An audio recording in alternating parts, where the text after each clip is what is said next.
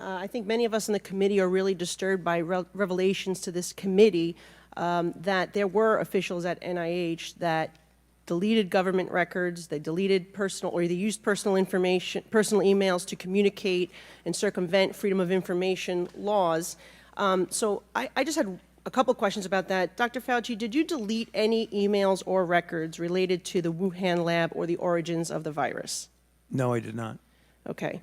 Dr. Morins said in a May 2021 email, he indicated that he was connecting people to you in a, quote, secret back channel. Do you know what he was referring to? I don't have any idea what he's talking about. There is no back channel at NIAID. Okay, there is, he also said in another email that there is no worry about Freedom of Information Act. I can send stuff to Tony on his private email. Did you communicate with anyone relating to anything regarding NIH or with Dr. Morins on a private email? I do not do government business on my private email.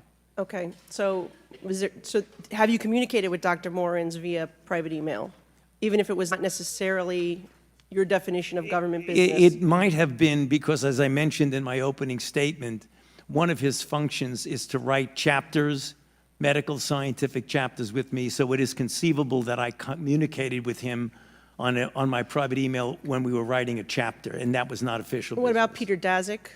No. Okay.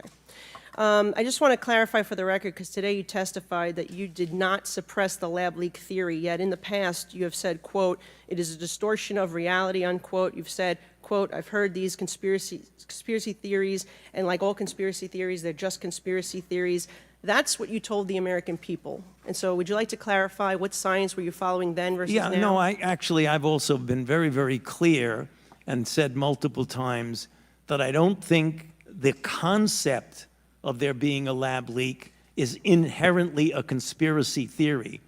What is conspiracy is the kind of distortions of that particular subject, like it was a lab leak and I was parachuted into the CIA like Jason Bourne and told the CIA that they should really not be talking about a lab leak. Thank you. That's the conspiracy. Appreciate that. Dr. Fauci, how much have you earned from royalties from pharmaceutical companies since the pandemic began in 2021?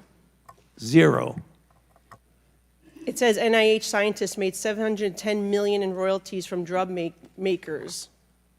You're saying that you did not receive any of the $710 million? On COVID, I received, I think, $122 for a monoclonal antibody that I made 27 years ago. Okay, so just in general, though, how much have you received, not related to COVID, just in general, how much have you received in royalties between 2021 and 2023? I think none. Okay, so somebody received the $710 million. Somebody did, but not me. You didn't receive any royalties. Okay. I mean, I see no royalties associated with COVID. I mentioned. Yeah, I said. No, I want. No, I just said. I'm on the record, and I want to make sure that this is clear.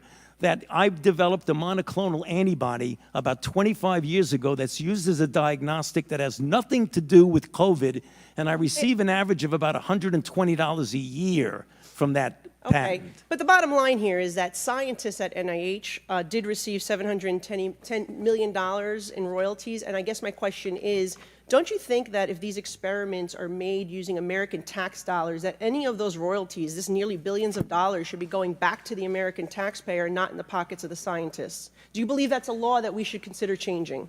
If you want to change the patent laws and the Bayh-Dole Act, then go ahead.